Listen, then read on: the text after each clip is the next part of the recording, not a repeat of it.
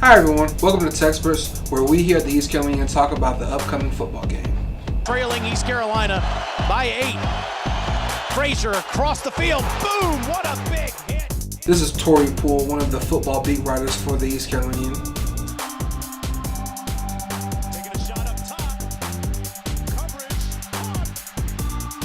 Touchdown, Pirates! Adam Decker, the only returner from last year besides me, who has now gone from football beat writer to football editor. Just watch here. He's trying to cradle it. That ball never hit the ground.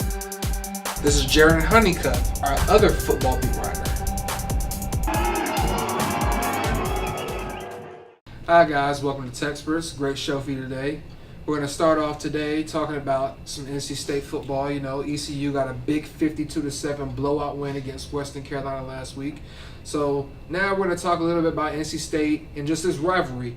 Adam, you had a nice column this week about the rivalry. Talk to us a little bit about it. Just to clarify, you said we're here to talk about NC State football. We're here to talk about ECU football. Right. But just messing with you. But I think this rivalry is.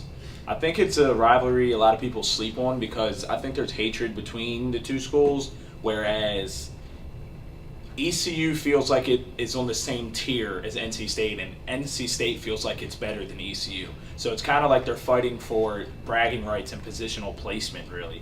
And history, the last two games, ECU's won. So ECU's, I think the difference is getting thinner and thinner. Only thing holding ECU back is they're playing in the AAC, not the ACC. But this rivalry, we saw a lot of stuff on Twitter, people burning ECU apparel, a little bit of trash talk here and there. So Saturday will be interesting for sure.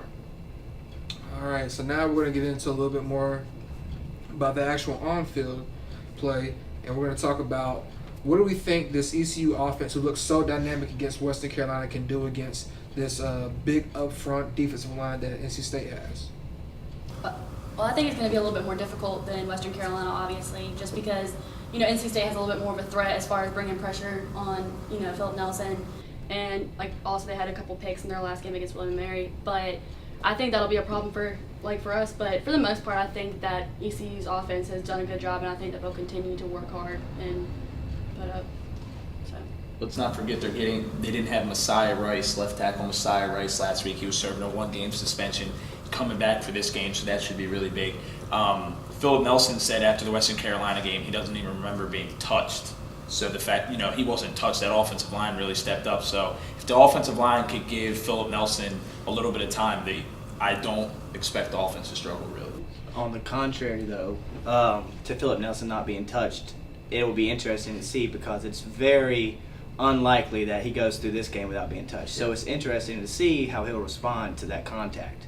And another big plus out of that was ECU got a chance to see depth-wise how their O-line can do with losing a starter. So coming in and having confidence on the O-line is the biggest thing because they're going against the best D-line they might see this year. So knowing if you can get a good push on a good D-line, that sets some momentum for the rest of the year. Tony Peterson, Nelson, I think, touched on it earlier this week, how Tony Peterson really has helped them out by being able to get the ball off earlier and releasing the ball quicker to help the O-line, so the O-line really doesn't have to worry about pressures as much as a normal offensive line would. Right, so you talked about losing a starter, Messiah Rice. Well, ECU has lost another starter with Trevon Brown. Talk about how that's going to affect the game going into this week. ECU's extremely deep at the receiver position. They have a lot of playmakers, so I really don't think it would hinder them too much.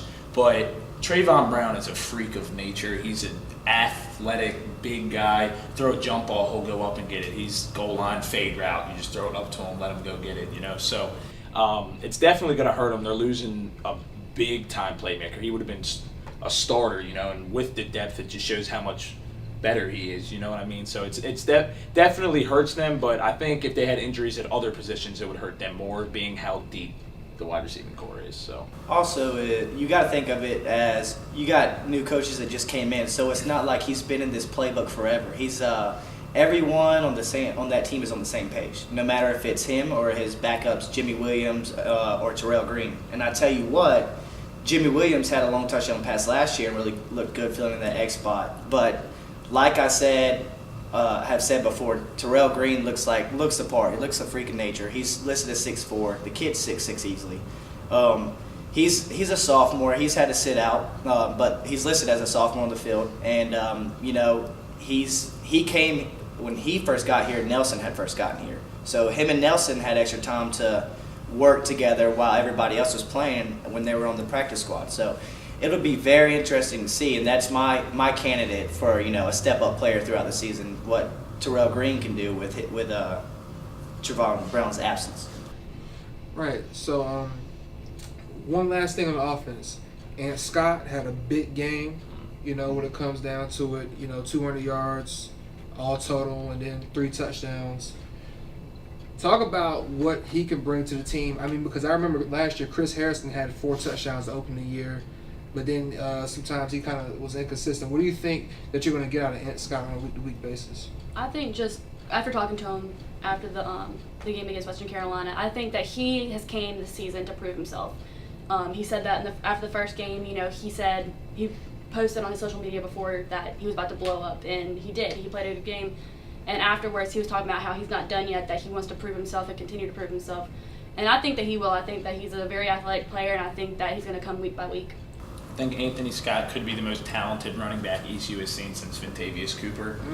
Chris Harrison and Anthony Scott are completely different running backs. Anthony Scott's got big play threat. He's quick. He can make something out of nothing, can receive out of the backfield, where Chris Harrison was more just a product of his environment, more of a downhill. He's a bigger, slower guy. So Anthony Scott's definitely going to have a good year. He's also do everything back. And in Tony Peterson's offense, that's one of the most important things, because watching film on LA Tech and Marshall, how he used his running backs was in every single situation. He'll split them out. I mean, he'll have them line up. I mean, now that he's pairing himself with Montgomery, they're lining up behind center, so he'll be used, in an I situation. He'll be used in the spread. And one thing Montgomery touched on about Scott after the game was he really did good on perimeter blocking, which was a real big emphasis coming in. So it's good to – the biggest thing to a coach about a running back is having someone you can trust in every aspect. And that's something assuring, at least, to the coaching staff. So it'll be interesting to see the next step he can take against a Power 5 team like NC State. All right, so now we're going to move on to the defense. The defense looked really good, only allowing 1 touchdown last Saturday. But this is a much bigger test when you have State who put up, 42 points, 35 points? 48. 48 points. Ooh, that's even worse. Yep. So talk about a little bit about what the defense can do, especially since they still have this ongoing defensive line competition going on. Well, Montgomery, though he's a head coach and he's, more offensive minded, he was really, along with the rest of the staff, but he really was intrigued with how Dimitri McGill played. And they, though he's a listed starter and it has nothing to do with the defensive end competition, it does surely make it easier when you have a defensive tackle that's getting pressure out the middle. But another guy they really thought looked good was Justin Brown, and he made a few plays, and they're getting Damaj Bailey back, which is huge. As far as the athletes behind them, I just feel like the skill positions give ECU the advantage. Now, the biggest question is, how can this D-line or ECU's D-line do against a bigger offensive line in NC State? And that's what we're going to have to see. I mean, if ECU can get time, then the quarterback can get time, then it will be a very bad thing. That's always a very bad thing. Right. So I know you've been huge on the DBs, Hunt, Jaron, all the time.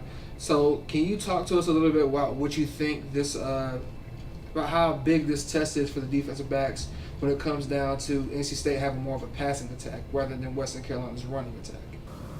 It's huge. I mean, you're facing not just State has a good running back in Matt Diaz. I mean, he's got experience, but what you have to now face is matchup problems. Who's going to take on Jalen Samuels, he's listed as a tight end, but he can play quarterback. I mean, which is very weird. Truly, it's weird to have a tight end that can play quarterback, but he can play quarterback. He can line up at halfback and receiver. Then you have speed on the inside with Hines. So it's going to be interesting to see really what schemes Coach Thompson can throw at him. And like I said, it comes back on the D-line. But I do honestly think that the corners that Rick Smith, the defensive back coach, puts on the field, I truly think they could hang with the athletes. The biggest question is going to be Jordan Williams, Ray Tillman, Cam White. How can they cover the linebacker? How can they cover Jalen Samuels? And how can the safeties come up and cover over top? So it just depends on if ECU defense can keep that cap on the top and not let State blow it off. One thing I'm going to be looking at is true freshman Colby Gore over there on the island by himself. You know, he a lot of times he's put on one-on-one situations, doesn't have any safety help. So it's going to be really interesting to see in his second collegiate game if he can hold down, you know, a Power 5 wide receiver like that. So that's what I'm going to be looking at. Young corners. I really do love how ECU looks in the secondary. And Corey Sargent he's a heck of a player. He made a heck of a play last week, though he didn't get credited for it because Trevon Simmons got that interception. Trevon Simmons, I assure you, turned around the sidelines and went back to Corey Sargent and either shook his hand or gave him that ball because he stripped that ball right out of. I don't remember what Catamount player had it, but he's the reason Trevon Simmons got that interception. He's a heck of a player. All right, so now we're going to go down to more of the nitty-gritty, the predictions. So I'm going to need for you guys to give me the scores. I'm going to start with Adam right down on the right. So I'm taking East Carolina 38-34. I think it's going to be a nail-biter down to the very last snap. I think both teams are going to be fired up. There's 50,000 people, sold-out crowd. It means a lot to these ECU players. It means a lot to the fans. It's going to be loud and rambunctious. It's going to be a massive game. And I think it's going to be highlights, hard-hitting, trash-talking, and I really think ECU's just going to squeak it out at the very end. But I expect the ECU offense to do pretty well and the defense to struggle a little bit but figure it out towards the end. All right, Jaron? Well, this is a huge rivalry, and I can say growing up in the state of North Carolina, when you go to high school, it's, ECU, State, and Carolina are your big three. So that's why it's so big, because everyone knows each other.